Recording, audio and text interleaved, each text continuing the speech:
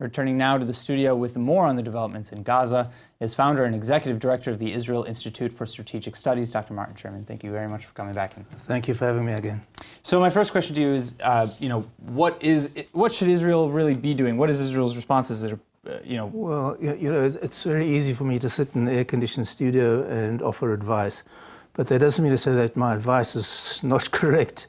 Every single one of those mortar shells that came into Israel today was basically an attempted murder, to murder the residents of the around the Gaza Strip. And what has Israel not tried over the years? We tried negotiated sovereignty, we tried unilateral withdrawal, we tried benign neglect. The truth of the matter is, and what I'm saying is, I think there's a simple solution to Gaza. And when I say simple, I don't mean an easy solution. I think the difficulty is rooted in the brutal simplicity of what I'm going to say now. It's the only solution to Gaza is not reconstruction, but deconstruction. There is not violence in Gaza because of the poor economic conditions. There are poor economic conditions because of the violence. The siege in Gaza is not the cause of Arab enmity, it's the consequence of Arab enmity. It wasn't sort of a caprice or sort of an Israeli whim that suddenly said, let's cut off the area. And because of the nature of the society in Gaza, this will go on and on and on. And in the end, to put it bluntly, there will either be a large Arab population in Gaza or Jews in the Negev, but there won't be both over time.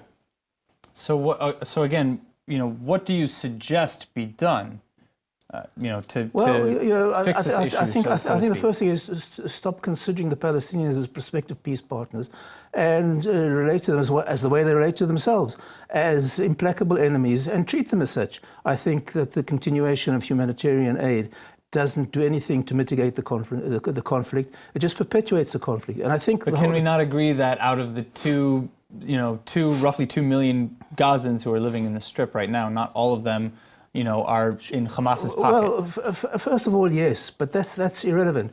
In the Second World War, not all the Germans were bad people, but when you have a clash of collectives, you must decide which collective you want to win, yours or theirs.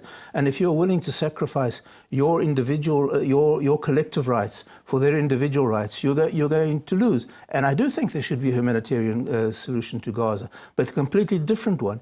It should be a humanitarian effort aimed at relocating and rehabilitating the non-belligerent Gazas elsewhere, out of harm's way, out of the clutches of the cruel, corrupt cliques who've controlled their lives for decades and led them from disaster to disaster. And we can carry on, if you look at the conditions of Gaza today, if you back in 2005 were warned that what happened in Gaza is what will happen. In other words, they will no longer just have primitive rockets with a range of 5 kilometers and a warhead of 5 kilograms, but it will have rockets of 100-kilometer range with a 100-kilometer warhead, myriad of tunnels, using kites and drones. I mean, what are you waiting for them to develop non-conventional payloads on drones so you can drop a biological cache over some city in the south, or are we waiting for them to develop anti-aircraft capability? What are we waiting for?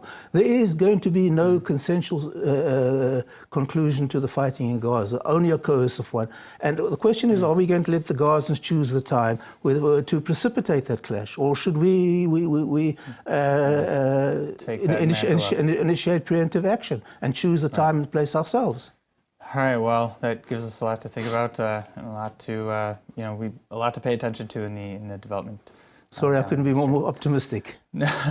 Thank you as usual for coming in. Thank you.